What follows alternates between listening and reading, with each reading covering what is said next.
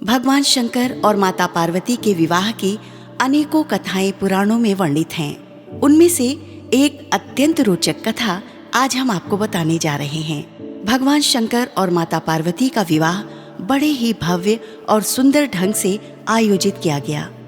इससे पूर्व ऐसा विवाह कभी किसी का हुआ ही नहीं था। भगवान शिव, जो दुनिया के सबसे पुराने जीव थे, एक दूसरे जीव को अपने जीवन का हिस्सा बनाने वाले थे। उनके विवाह में बड़े से बड़े और छोटे से छोटे लोग भी उपस्थित हुए थे। इस क्षेत्र में सभी देवता और असुर भी आए थे। सामान्यतः ऐसा होता था कि जहाँ देवता जाते थे वहाँ असुर जाने से मना कर देते थे, और जहाँ असुर जाते थे वहाँ देवता नहीं जाते थे। भगवान शिव को पशुपति कहा गया है। भगवान शंकर देवताओं और राक्षसों के भी देव हैं। उनके विवाह में जीव जंतु, कीड़े मकोड़े, भूत पिशाच और विक्षिप्त लोग भी बाराती बनकर आए थे। विवाह के समय दोनों पक्ष की वंशावली घोषित की जानी थी। एक राजा के लिए उसकी वंशावली बहुत ही महत्वपूर्ण होती है।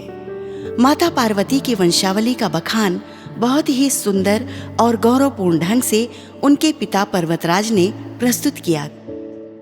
जब अपने वंश के गौरव का बखान समाप्त किया, तब उस ओर मुड़े जिधर भगवान शंकर बैठे हुए थे। पार्वती के पिता पर्वतराज ने भगवान शंकर से कहा, भगवान, आप अपने वंश के बारे में बताएं।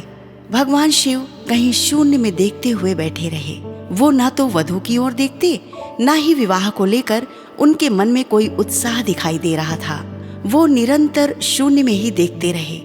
उन्होंने एक शब्द भी नहीं कहा। विवाह का शुभ मुहूर्त निकला जा रहा था। उसी समय नारद मुनि ने अपनी वीणा का तार झंकृत करना आरंभ किया। पर्वतराज ने नारद मुनि से पूछा, ये आप क्या कर रहे हैं? हमारे प्रश्न पूछने पर आप निरंतर वीणा का तार क्यों झंकृत कर रहे हैं? उनके इस प्रकार कहने पर नारद मुनि ने बताया कि भगवान शंकर के पास स्वयं के अलावा कुछ भी नहीं है। ना तो इनके पिता हैं, ना इनकी माता।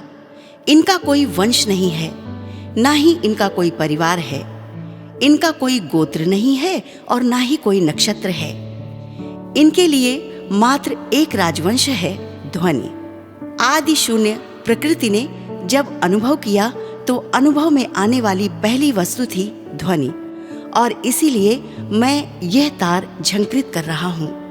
भगवान शंकर स्वयंभू हैं और इसलिए इन्हें शंभू कहा जाता है।